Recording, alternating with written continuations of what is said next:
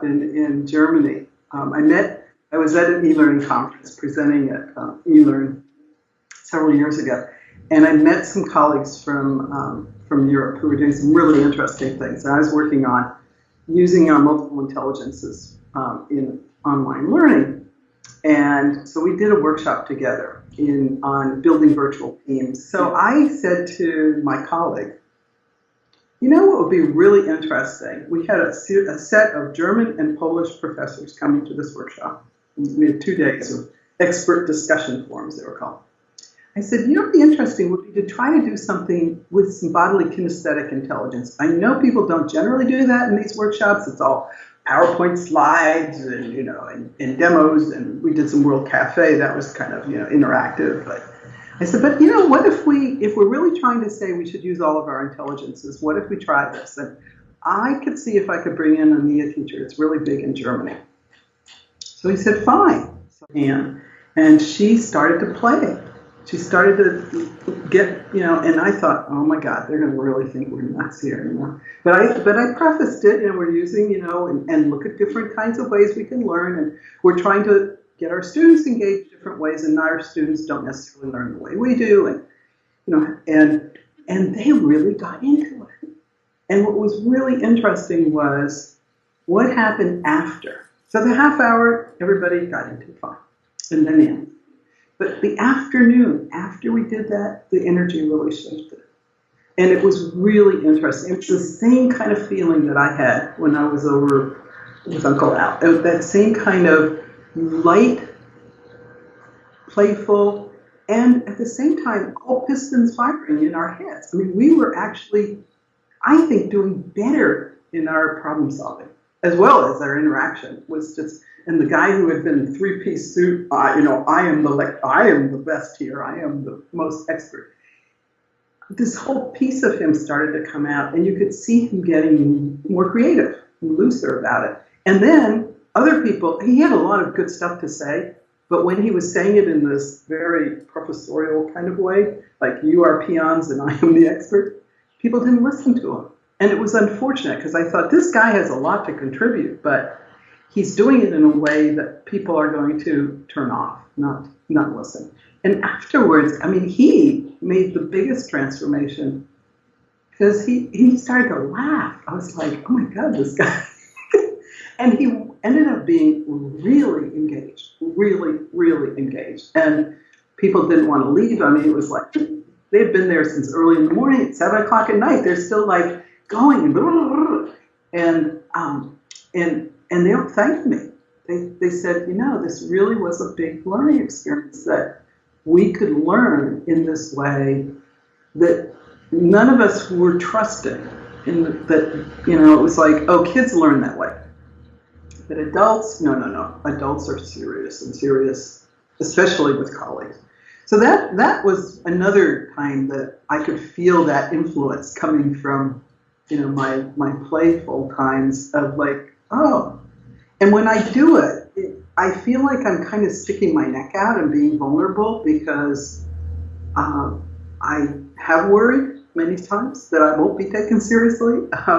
And like I say, I think I feel it more having come up through being one of the very few women in computer science in grad school and in the tech world and in management. And so I've sort of hidden that piece. And when I do, though, I think I lose the whole part that I can contribute. That actually, when I risk it, when I put it out there, other people go, great, this is great. And then they take the risk, too. But it's like somebody's got to take the first step. Somebody's got to say, I'm willing to get out there and model this behavior and see if that engages people.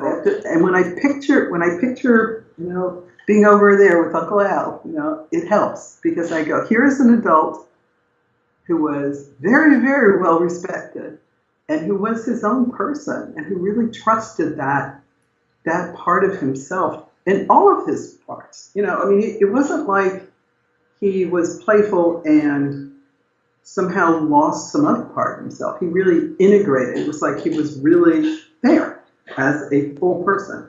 And I think some of the reason we don't feel so engaged is that we don't feel like we can show up as a full person in the workplace. I think part of the reason people don't do these kinds of ways of working together is that they're afraid that it won't work, and they're afraid to take the risk, and they're not encouraged to take a risk. There's a real fear of failing. And if you really look at this playful kind of energy, and if you look at where there's a lot of innovation, there are a lot of failures. There have to be. If you're going to try things out, if you're going to be really innovative, then probably most of the things are going to fail. And that's okay if you have that kind of environment where it's like, let's try some things, and you actually say it's okay to fail. It's okay. Let's bring up these ideas. Let's try them out. Having room in our work cultures for that, to me, is going to really help us to engage people and make us all not only want to work more in these environments, but make the environments better. Because it's like you have to have a sense of ownership. I feel like when I look at people who are disengaged, they do not feel a sense of ownership. They feel like it's an other. It's like they go to work, they get paid, they got to do that because they got to get money to pay their bills. If we're working together and there's that feeling that we're in it together, that changes it. Changes a lot, rather than an adversarial kind of situation or people trying to please other people. You have to have an environment where people feel safe to be themselves, and we have to model it. Those of us who are willing to get out there need to model it. Even if, like I said, even if they sent me back and said, crazy California woman, what's she doing here? Because if we do risk it, as soon as I do it and you do it, other people will do it too. And so that's why I encourage other people to do it. I encourage myself to do it and go, okay, what's the worst that's going to happen? Maybe we'll actually really connect. That would be great. And I think there's something there that is playful, exciting, energizing, and it's really kind of up to us who are willing to do it, to take the plunge and say, okay, I'm going to show up. I'm going to show up and be me, just like Albert Einstein did, because he didn't have to. He really didn't have to. He could have been busy, not had time for me to play with him at all, or he could have been a formal adult, and I probably wouldn't have gone so often. There was no need for him to do that, really. There was no call on him. He had no obligation. And when he showed up as his real self and his energy, that invited me to be that way. And so I feel like, in a way, then I kind of got to pass that on, right?